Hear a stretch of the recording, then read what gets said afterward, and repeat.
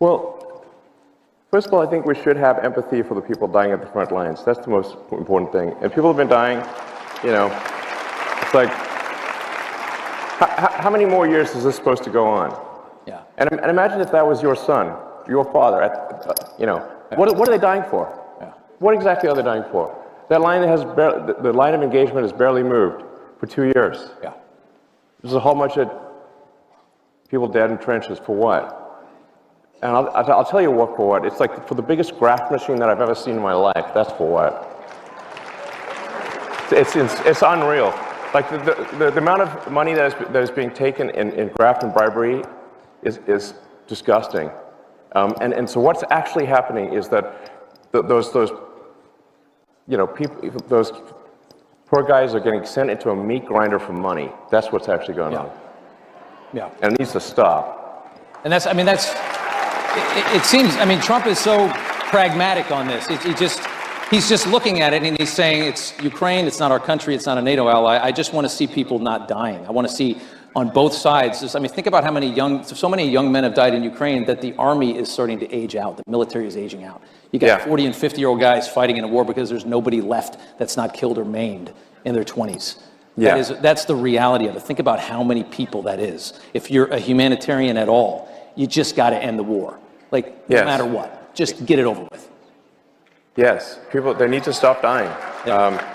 And the grift machine's got to stop, you know. So, and I think people, that don't, a lot of people out there don't realize, like, the president has a lot of empathy. He really cares, you know. He's a good man.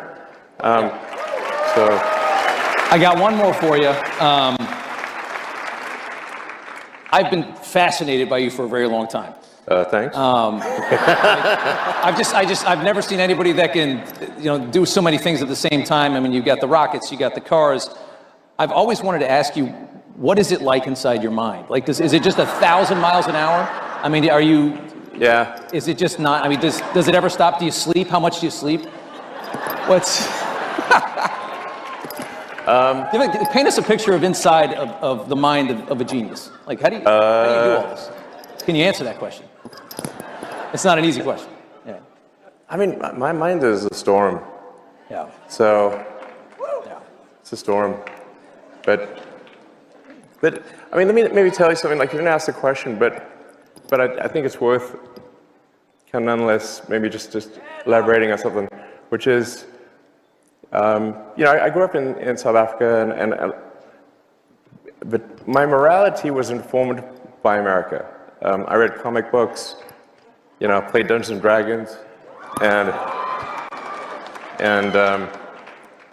I watched American TV shows, and it seemed like America cared about being the good guys, you know, about doing the right thing, and that's actually pretty unusual, by the way. Yeah. It's like in the world, it's very unusual. Yeah, it's not like actually. Most countries don't do that. No, they don't. No. And so I was like, yeah, you know, you want to be this good. You want to be on the side of good. You want to care about what's right, and yeah. So that's what I believe in. You know. So. I gave you a tough one at the end. Yeah.